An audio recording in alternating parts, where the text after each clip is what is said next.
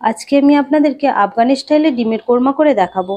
তো এই রেসিপিটা প্রথম থেকে শেষ অবধি কন্টিনিউ করার চেষ্টা করবেন, কারণ এই রেসিপিতে থাকবে অনেক টিপস অ্যান্ড ট্রিক্স যেগুলো আপনাদের অনেক কাজে আসবে। তো আমার প্রায় সব ভিডিওতেই টিপস অ্যান্ড ট্রিক্স থাকে, তো আপনারা অবশ্যই কন্টিনিউ করলে আপনারা অনেক উপকৃত হবেন। তো আজকে এই রেসিপিটা কিন্তু আপনারা এই ডিমের কোরমা কিন্তু নান, রুটি বা পরোটা বা পোলাওর সঙ্গে খেতে পারেন। তো চলুন প্রথমে আগে ডিম তিনটে আমি সেদ্ধ করে নেব। তো আমার বাড়ির মেম্বার অনুযায়ী আমি ডিম দেব এবং সমস্ত ইনগ্রিডিয়েন্টসের মাপগুলো কিন্তু সেই অনুপাতে বাড়তে থাকবে। তো এখানে আমি 3টে ডিম দিয়ে আমি এটাকে সেদ্ধ করে নেব এবং ডিমটা যাতে সুসেদ্ধ হয় সেটা একটু লক্ষ্য রাখবেন। এবং ওর মধ্যে দিয়ে দেব আমি 1 চামচ লবণ, দিয়ে আমি ডিমটা সেদ্ধ করে নিয়েছি এবং ডিমটাকে আমি উঠিয়ে নিচ্ছি। ডিমটা আমার সেদ্ধ হয়ে গেছে। এরপর ডিমটাকে আমি ছাড়িয়ে নেব। এখানে আমার একটা ডিম তার মধ্যে ছাড়াতে গিয়ে একটু ভেঙে গেছে, দেখুন। তো এটা থেকে কুসুম বেরিয়ে এসছে, তো কোনো ব্যাপার নয়, ওটা দিয়ে আমি চালিয়ে নেব।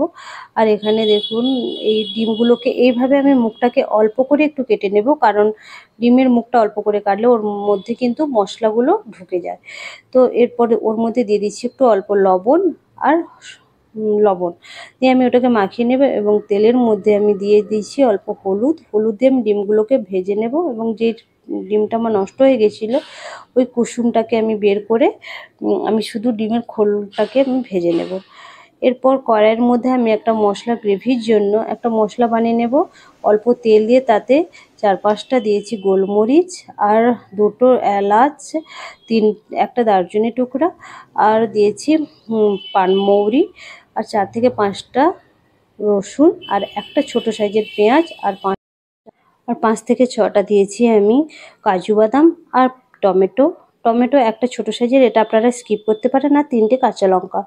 এরপর আমি একটু নাড়াচাড়া করে ওর মধ্যে অল্প জল দিয়ে দিচ্ছি, দিয়ে আমি মশলাটাকে আমি পেস্ট করে নেব। আর একটা আমি ভুলে গিয়েছিলাম ছোট সাইজের একটু আদার টুকরো।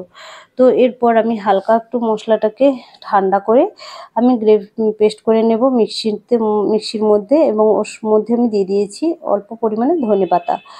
এরপর তাওয়ার মধ্যে তেল গরম করে ওই ডিম ভাজার তেলেই আমি 2টো এলাচ, 2টো শুকনো লঙ্কার টুকরো আর একটা দারুচিনির টুকরো আর একটা লবঙ্গের টুকরো দিয়ে আমি একটু ফোড়নে দিয়ে একটু লাল হয়ে গেলে ওর মধ্যে ওই গ্রেভিটা যেটা আমি বানিয়েছিলাম মিক্সিতে, তো ওইটা আমি দিয়ে দিয়েছি।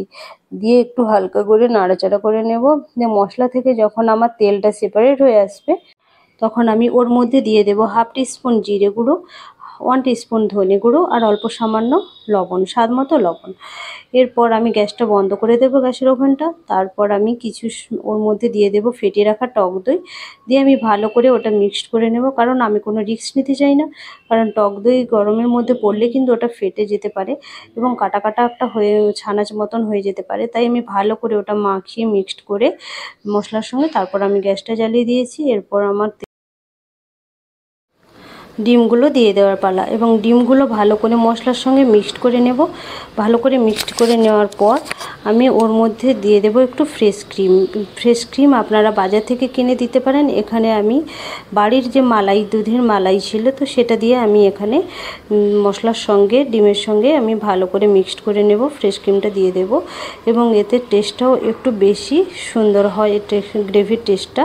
তো আপনারা চাইলে অল্প পরিমাণে একটু গরম জল ব্যবহার করতে পারেন, কিন্তু আমি এখানেও কোনো গরম জল ব্যবহার করছি না, কারণ আমি এখানে এইভাবে গ্রেভিটাকেই রেখে দেব।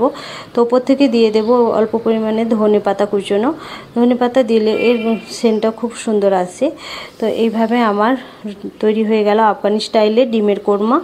এটা দেখতে যতটা সুন্দর এবং খেতে কিন্তু আরও বেশি সুন্দর, এবং এটা আপনারা পরোটা বা রুটি বা লুচি বা নানের সঙ্গে খেতে পারেন, এবং এটা পোলাওর সঙ্গেও খুব ভালো যায়।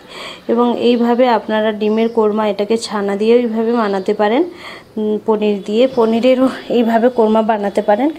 তো এইভাবে আমি এটাকে ডিমের আফগানি স্টাইলে বানিয়েছি।